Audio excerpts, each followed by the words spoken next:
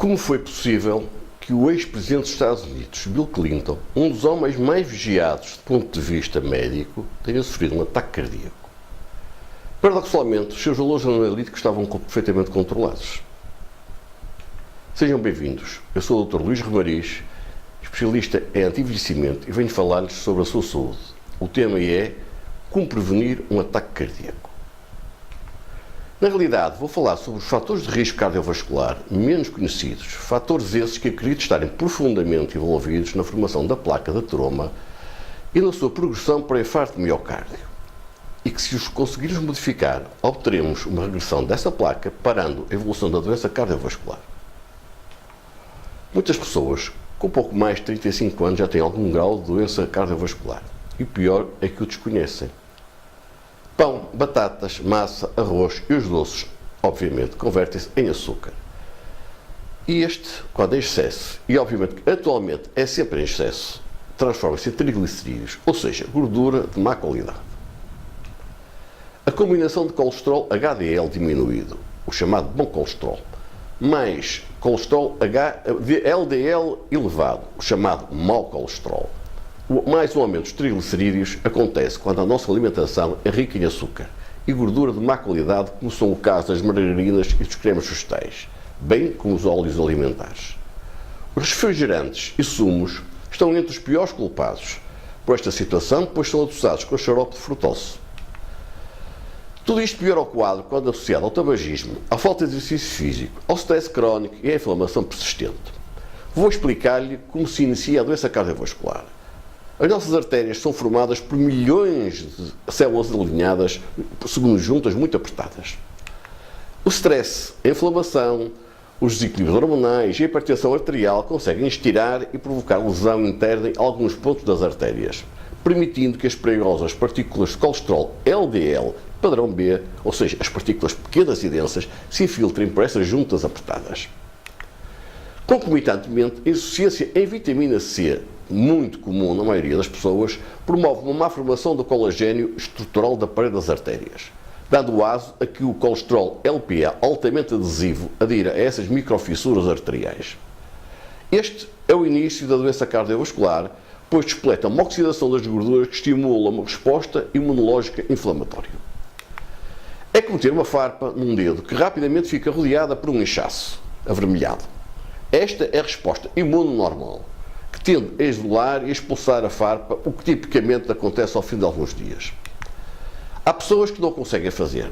A área fica então infectada e mais inflamada. Acontece um padrão similar quando as partículas de colesterol LDL padrão B se infiltram nas paredes das artérias. O sistema imune tenta reparar a lesão, mas cria algo parecido com uma bolha. Algumas pessoas conseguem curar essa bolha, mas outras não. E essa bolha atrai mais partículas LDL, glóbulos brancos, criando um ciclo vicioso que inicia a deposição da placa de ateroma, pois o nosso organismo tende a selar essa bolha com glóbulos vermelhos e plaquetas, calcificando tudo a posteriori. Este processo estreita as artérias, dificultando possivelmente a passagem de sangue e, na pior das hipóteses, se essa placa romper, formam-se coágulos que põem a vida em risco. Vejamos então o primeiro dos tais fatores de risco menos conhecidos. ApoA1. Este marcador assenta sobre a lipoproteína HDL, chamado bom colesterol, que leva o colesterol de volta das células para o fígado, mas é um melhor preditor de doença coronária que o HDL baixo. Acredito que um bom valor esteja acima dos 125. A questão é, como aumentar a ApoA1?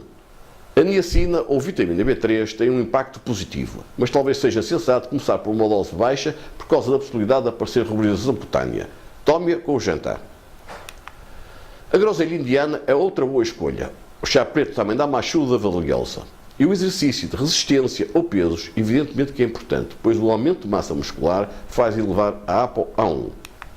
Passemos ao próximo fator de risco, a lipoproteína A. Esta é uma versão hereditária de mau colesterol e altamente aterogénica. Obviamente queremos mantê-la entre os 10 ou 20 ou ainda menos. Então como poderemos baixar a LPA? Suplementando a alimentação com carnitina, ômega 3 ou óleo de peixe às refeições, uma mão cheia de amêndoas, o que é fácil de fazer. Vitamina C, de preferência de absorção retardada, 3 vezes ao dia. Ginkgo biloba, a qual é capaz de baixar em 8% a LPA, o que é muito significativo.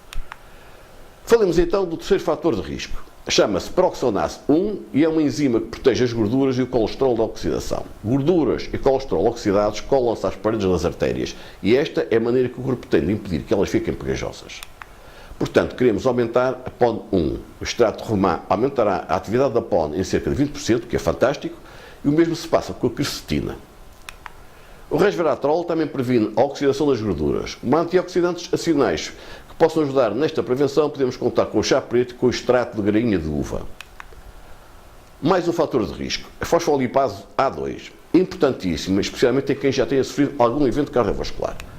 Esta enzima degrada a gordura na placa da troma, o que se torna importante, pois as pequenas partículas de gordura são atacadas pelos macrófagos, podendo causar instabilidade na placa, ou seja, a sua ruptura e consequente infarto de miocárdio. Este teste identifica placas que estão prestes a romper. Quanto mais elevado, mais instável será a placa. Queremos-lo abaixo dos 200. E a melhor maneira de o conseguirmos é através da suplementação com vitamina K2, vitamina C e superóxido de glutase. Também é muito importante ingerir ômega 3 e curcumina, açafrão, de forma a diminuir a inflamação associada a este processo. Vejamos mais um fator de risco, o quociente ácido araquidónico EPA. O ácido araquidónico representa provavelmente o maior precursor inflamatório do nosso organismo. Enquanto o EPA, normalmente contido no óleo de peixe, contraria esta tendência, diminuindo a inflamação, mãe de todas as doenças degenerativas. Uma preponderância do ácido araquidónico conduz ao estreitamento das artérias e ao infarto de miocárdio. Vamos querer que este número esteja entre 1,5 e 3, idealmente 1,5. Então fazer o quê? Ingerir pelo menos 3 gramas de ômega 3 por dia, mais um fator de risco, quiçá o maior vilão, o síndrome metabólico. Esta entidade refere-se ao aumento brutal de açúcar, triglicerídeos e insulina no sangue, a qual se junta o aumento da gordura visceral, que se nota por uma barriga muito aumentada, e hipertensão arterial. Pensa-se que poder ser a primeira causa do ataque cardíaco. Os nossos objetivos consistem em manter o açúcar à volta dos 70, os triglicerídeos abaixo dos 50 e a insulina abaixo de 5. Para tal, faremos 3 refeições diárias, no máximo, com uma boa ingestão proteica, correndo nada nos intervalos e limitando os hidratos de carbono aos frutos e vegetais. Crómio, zinco, magnésio e canela darão uma preciosa ajuda, bem como a metformina e o ômega 3 e o ômega 7. O exercício físico é imprescindível. A resistência à insulina acontece quando há um excesso persistente de insulina. Esta obriga as células a abrir portas e deixar entrar a glicose. Numa estratégia de sobrevivência celular, a célula deixa de responder, resistindo à ordem da insulina, pelo que o pâncreas cada vez produz mais insulina para obter a mesma ação. Resistência à insulina. Como é que a poderemos melhorar? Ácido alfa-lipoico, 2 vezes por dia, chá verde, sulfato de vanádio, extrato de folha de bananeira, vitamina D, mantendo os próximos destas à volta dos 100 nanogramas. Mais um fator de risco. Magnésio e potássio baixos. Frequentemente negligenciadas, as insuficiências nestes 2 minerais conduzem a alterações intracelulares propícias à hipertensão arterial e a ataque cardíaco. A determinação do sangue é inútil, pois como são elementos intracelulares, só o seu doseamento nos glóbulos vermelhos faz sentido. Corrigimos as insuficiências com óleo de magnésio e laranjas e eventualmente com cloreto de potássio retar. Mais um fator de risco. Viscosidade sanguínea. Esta é produto da espessura do sangue pela sua adesividade. Um sangue cheio de açúcar é um sangue mais grosso e pegajoso como um xarope. Manter uma boa ingestão de água torna o sangue mais fluido. Dê sangue, pois diminui a espessura do sangue, diluindo-o. A aspirina, em muito baixas doses, é sinérgica com os ômega 3. Por fim, ligue-se à terra. Evite sapatos sólidos e isolantes, pois ao não permitirem o fluxo natural dos eletrões através do Sol, a Terra tem cargas negativas, torna o sangue mais viscoso. Fibrinogénio elevado, mais um fator de risco, produzido pelo fígado, interfere na formação da placa, pois liga-se ao colesterol LDL. Predispõe a coágulos, pois liga-se às membranas das plaquetas, aumentando a sua agregação. Os níveis devem ser abaixo de 200. O fibrinogénio elevado contraria-se com óleo de peixe às refeições, vitamina A, vitamina B12, vitamina C de absorção retardada e natocinase. Anticorpos anti-LDL oxidado. É a oxidação das lipoproteínas, como já falámos, infiltradas no endotélio, que despoleta a sequência do ataque imunológico por parte dos macrófagos. Esta sequência termina na formação da placa da troma. Queremos ter um valor menor que 60. Para isso, determinamos os antioxidantes totais, faremos vitamina C 3 vezes por dia, vitamina E, vitamina A, ácido alfa-lipoico, zinco, selênio e sumos de vegetais e frutos, mais de vegetais do que de frutos. Mais um fator de risco, que é muito pouco visto e muito negligenciado. A homocisteína. A homocisteína é um subproduto do metabolismo da aminoácido alimentar metionina.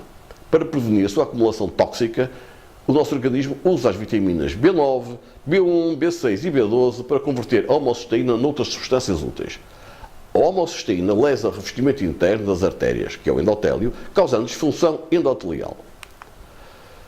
Esta disfunção endotelial é causa de infarto de miocárdio, trombose cerebral, AVC, e de disfunção erétil, impotência. Queremos a homocisteína abaixo de 7 nanogramas por litro. Para tal, faremos vitamina B1, vitamina B6, vitamina B9 e vitamina B12 na forma sublingual. Netrina 1. Este é um fator recentemente reconhecido. A gordura na placa da troma é ingerida pelos macrófagos, que são uma espécie agressiva dos nossos glóbulos brancos, passando estes a células espumosas. Nesta fase, libertam a netrina 1, a qual inibe a migração destas células espumosas para fora da artéria, o que não é nada bom, pois perpetua a formação da placa da troma. Falemos então das coisas que podem aparecer dias ou minutos antes de acontecer um ataque cardíaco, as quais nos devem pôr alerta. Para além da óbvia dor no peito, há manifestações que devem alertar-nos, tais como dores de estômago, dores no ombro, na maxila, etc. Náuseas e vômitos, dificuldades respiratórias, fadiga desmesurada, súbita dificuldade em adormecer, palpitações. Isto não tem de acontecer e há algumas atitudes que podemos levar a afastar este perigo. Deixe de fumar. Faça exercício fixo regular, pois aumenta o bom colesterol e minimiza o mau. Arranje um alívio para o stress, seja exercício, pesca, caça, dança, meditação, etc. E inscreva-se em atividades sociais. Corte em tudo que é açúcar ou suscetível de se converter em açúcar. Evite tudo que seja comida processada.